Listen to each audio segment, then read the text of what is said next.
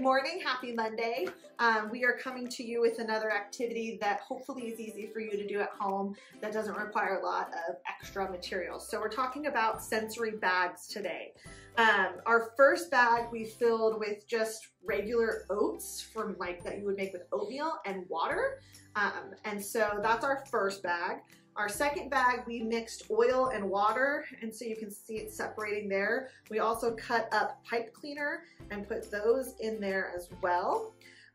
This one is just dish soap all by itself, and so it's definitely fun to move around and manipulate. Shampoo, conditioner, those are great things to also add. We're gonna kind of just show you it's super easy. Any plastic bag.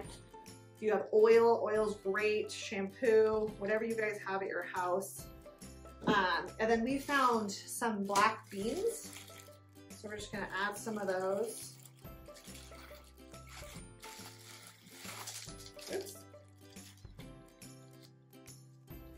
And then the kids can play with it at the table and kind of move them around, and it's fun for them to just feel the way that it feels. So sensory is a great activity for ages like 1 to 3.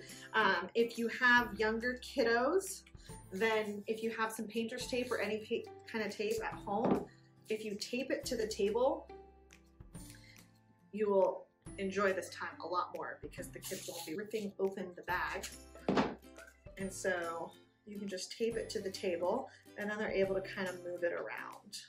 So all of these are great activities to do with your kiddo at home. So enjoy some sensory bags with your kiddos today.